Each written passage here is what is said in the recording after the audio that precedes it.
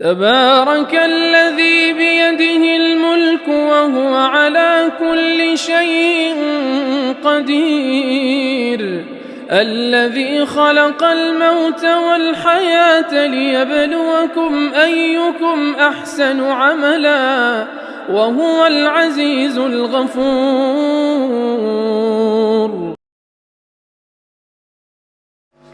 بسم اللہ الرحمن الرحیم. حضرت کی شخصیت کے حوالے سے میں 3 باتیں بہت اختصار سے عرض کرنا چاہتا ہوں. پہلی بات تو یہ کہ وہ قرآن کے غواص تھے. محض سرسری قرآن کا مطالعہ یا تلاوت نہیں کرتے تھے، بلکہ جو کچھ قرآن کی تلاوت کرتے تھے اس میں معانی میں غور و خوض کرتے رہتے تھے. ان کا یہ بیان موجود ہے کہ میں رمضان شروع ہوتا ہے تو میں قرآن پڑھتا ہوں اور تدبر و تفکر کے ساتھ پورا کرنا چاہتا ہوں، یہاں تک کہ رمضان ختم ہونے والا ہوتا ہے لیکن میں قرآن ختم نہیں کر پاتا ہوں، تو پھر آخر میں جلدی پورا قرآن میں پڑھ لیتا ہوں.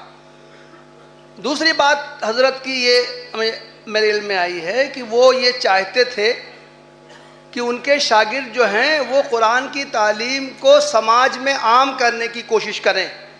ان کے حوالے سے مولانا احمد رضا بجنوری صاحب نے یہ لکھا ہے کہ حضرت شاہ صاحب اپنے تلامذہ کو بہت ہی تاکید فرمایا کرتے تھے کہ اپنے وطن جا کر تفسیر قرآن مجید کا درس دیں تاکہ عوام و خواص اور خاص کر نو تعلیم یافتہ حضرات میں دینی شعور و احساس اجاگر ہو.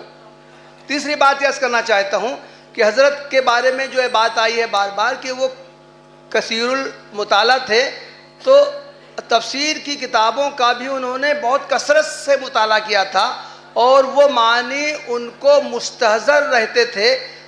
مولانا منظور نعمانی صاحب نے ایک واقعہ بیان کیا ہے کہ میں حضرت سے ایک بات پوچھنے میں گیا کہ میں نے یہ تلاش کیا، تفسیر کی بہت سی کتابوں کو دیکھا لیکن یہ بات نہیں معلوم ہو پائی ہے.